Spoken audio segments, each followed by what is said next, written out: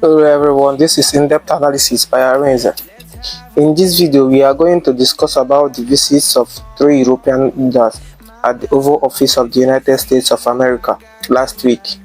So last week, the White House received French President Emmanuel Macron, British Prime Minister Keir Starmer, and Ukrainian President Volodymyr Zelensky. Let's start with the French President. So on 24th February 2025, the French President Emmanuel Macron visited the United States to discuss the future of Ukraine and Europe in general, given the fact the EU and Ukraine were left out in the peace discussion between Russia and Ukraine.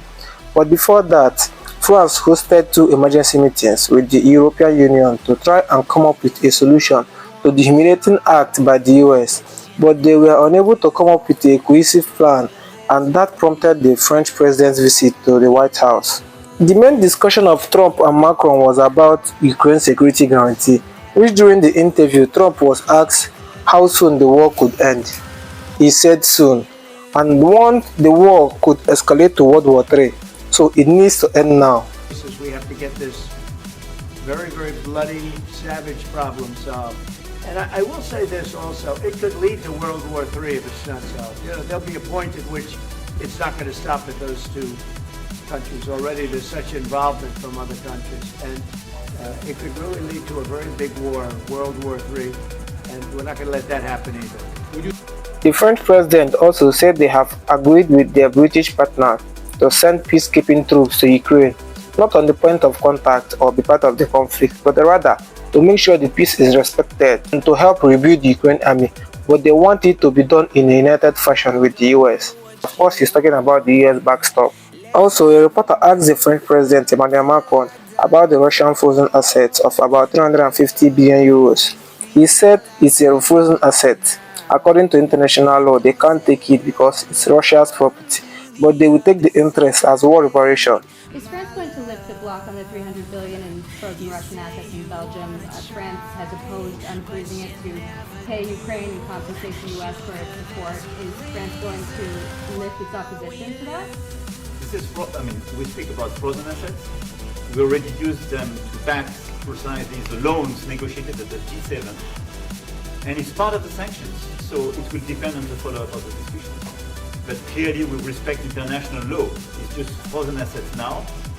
You can take the proceeds of the frozen assets, but you cannot take the assets themselves because it's not respecting international law, and we want to respect it. How is one different than the other? You can take the proceeds from it, how can you not take Because it's very different. You keep the assets, you take the proceeds because they are paralyzed in a certain way, you take the proceeds during wartime, but you keep the assets, and it's part of the negotiations at the end of the war.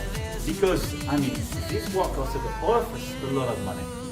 This is funny, right? Because I wonder where in international law you are allowed to take a country's frozen asset interest. The Russian Foreign Minister Lavrov made some comments about this. There is another interesting remark by Macron, who said a lot of new things. In particular, when they asked him about this topic, he said that they cannot touch the Russian assets arrested in Europe, because this would be a violation of international law. But the profit that they receive from these assets can be used to support the same Ukraine. We would like to ask our French colleagues to explain in which international legal document it is allowed to use the profit from what you stole. Let us talk about the British Prime Minister visit on 27th February. He almost mirrored what the French President came for, which is security guarantee for Ukraine, which made me wonder, why not come together with the French President? Or maybe he didn't because he was waiting for King Charles to finish his letter to Trump. Anyways, let's continue. One notable thing Trump made clear to Keir Starmer was he's not so interested in security agreement now. He's more focused on making a deal to settle the war, then the security guarantees will fall in line. Keir Starmer said they only need a deal that is going to last. That is why they are seeking for a much stronger security guarantee for Ukraine. Personally, I think they don't want the deal at all because there is no way Russia is going to allow British, French, and American soldiers as contingency troops, given the fact they were the ones that sabotaged the 2022 peace deal in Istanbul. Russia's Foreign Minister Lavrov said it too. Sergei Viktorovich, President Macron, following talks with Donald Trump, said that the parties agreed on the need to deploy European troops in Ukraine after the conflict ends. The Kremlin has repeatedly stated that Russia is not considering such a scenario. Troops from which countries, if not NATO? Would Russia be ready to consider? No. We cannot consider any options. By the way, I don't know what Macron said there. He played his role not very convincingly in Washington. But President Trump, when this topic was raised at a press conference, as I read, said that a decision to deploy peacekeeping forces is possible only with the consent of both parties. Apparently meaning Russia and Ukraine. No one asks us about this. I believe that this approach, which is being imposed by the Europeans, primarily France, as well as the British, is again aimed at what I just mentioned. In order to further heat up this conflict and suppress any attempts to calm it down. A reporter also asked Trump if British soldiers get attacked in Ukraine while enforcing peace, would he come to their aid? He answered evasive, saying Britain can take care of themselves, but if need be, he will back them. But he believed they can take care of themselves. But Keir Starmer insisted the two countries have been backing each other up, and so they need to continue doing that. And coming to Ukrainian President Volodymyr Zelensky's visit to Washington on 28 February 2025, his own visit was a bit different. He came to sign the Raw Earth Mineral deal America requested as payment for the US deal they have given them. At first and second, the Ukraine president refused to sign the deal, citing there is no strong security guarantees from the US amid post-Ukraine conflict. But after some pressure and persuasion from the US government, the Ukrainian president succumbed and still insists on no compromising about the Ukraine territory with Russia, which is him obviously rejecting the peace deal, because there is no way Ukraine is going to get the lost territory back from Russia. For us, it's very important to save our country, our values, our freedom and democracy, and of course, no compromises with the killer about our territories. But it will be later. 2014, Putin broken 25 times. 25 times. He broken his own signature. 25 times he broken ceasefire. But he never broke to me. He never broke. No, you were the president. You were the president during. Never broke to me. In 2016, you've been the president, Mr. President. You've been the president, but he had, of course, not with you, but he had during those periods. We had conversations with our side, and we had Normandy format. The France, Germany, Ukraine, and Russia, and he broken 25 times. That's why we will never accept just ceasefire. It will not work without security guarantees. Security guarantees, maybe the President is right about these documents and other, but this document is not enough. Strong army is enough. Let me make something very clear. The Ukrainian president is clearly living in a fantasy world. Minsk agreement was broken by the Ukraine when they continue attacking the people of Donetsk and Luhansk, not Russia. Former German Chancellor Angela Merkel said it openly. The Minsk agreement was designed to buy time for Ukraine in order to arm and train Ukraine army. Also him saying they need a strong army of US and Europe in their territory, which is obviously a NATO army. Russia is not going to accept that, because that is why the war started in the first place. Russia is a global power. You cannot undermine their national security in order to get yours. So clearly, Zelensky wants to keep the war going. During the meeting, he claimed the Russian president hates the Ukrainians, and I wonder how. I think it's the opposite. The current Kiev regime banned Russian language, books, and churches in Ukraine. I think his propaganda tours have gotten the best of him. The Ukrainian president insisted on no compromises to Russia. Trump said he is trying to solve the war, but if Ukraine refuses, they will fight it out. And we both know Ukraine, even with European support, cannot hold on much longer against the Russian armed forces. Towards the end of the meeting, between the two leaders, Donald Trump and Volodymyr Zelensky.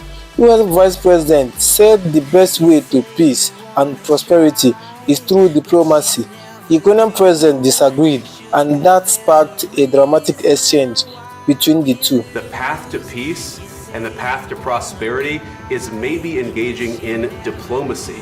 We tried the pathway of Joe Biden of thumping our chest and pretending that the President of the United States' words mattered more than the President of the United States' actions. What makes America a good country is America engaging in diplomacy. That's what President Trump is doing. Can I ask you? Sure. Yeah? Yeah. Okay. So he occupied our parts, big parts of Ukraine, part of East and Crimea. So he occupied it on 2014. So during a lot of years, so I'm not speaking about just Biden, but those time was Obama, then President Obama, then President Trump, then President Biden, now President Trump, and God bless, now President Trump will stop him. But during 2014, nobody stopped him. He just occupied and took. He killed people. You know what the contact line? 2015. 2014. 2014 and 2015. 2014. Yeah. So I was not here. Yeah, but That's exactly right. Yes, but during 2014 till 2022, yeah, the situation the same. The people have been dying on the contact line. Nobody stopped him. You know that we had conversations with him, a lot of conversations, my bilateral conversation, and we signed with him. Me, like a new president. In 2019, I signed with him the deal. I signed with him, Macron and Merkel, we signed ceasefire. Ceasefire. All of them told me that he will never go. We signed with him with gas contract. Gas contract. Yes, but after that, he broke in this ceasefire. He killed our people and he didn't exchange prisoners. We signed the exchange of prisoners, but he didn't do it. What kind of diplomacy, JD, you are speaking about? What do you mean? I'm talking about the kind of diplomacy that's going to end the destruction of your country. Yes, but if you Mr. are President, not Mr. strong- President, with respect, I think it's disrespectful for you to come to the Oval Office and try to litigate this in front of the American media. Right now, you guys are going around and forcing conscripts to the front lines because you have manpower problems. You should be thanking the President for Have you trying to ever bring been- it into this Have you conflict. ever been to Ukraine that you say what problems we have? I have been to. Come once. I've actually watched and seen the stories, and I know what happens is you bring them on a propaganda tour, Mr. President. Do you disagree that you've had problems with bringing people into your military? We have problems. And do you think that it's I will respectful answer. to come to the Oval Office I of will the United answer. States of America and attack the administration that is trying to prevent the destruction of your country? A lot of questions. Let's start from the beginning. Sure. First of all, during the war, everybody has problems. Even you, but you have nice ocean and don't feel now, but you will feel it in the future. God bless. You don't know that. God bless. You don't God know bless. that. You Don't- will not you have gotta- a war. Don't tell us what we're going to feel. We're trying to solve a problem. Don't tell us what we're going to feel. I'm not telling you. Because I'm you're in no answering on this position to question. dictate that. That's Remember exactly what this. you're doing. I'm not You're in dictating. no position to dictate what we're going to feel. As for conscription of Ukraine citizens, the advance was correct. Here are some videos.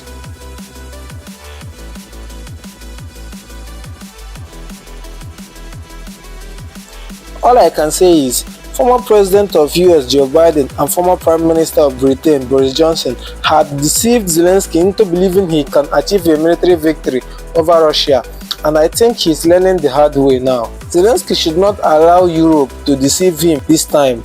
We support no act of violence here in In-Depth Analysis. We'll be following the whole situation to see where it leads. This is In-Depth Analysis by Arranger. Please like, comment and subscribe to my channel. Thank you.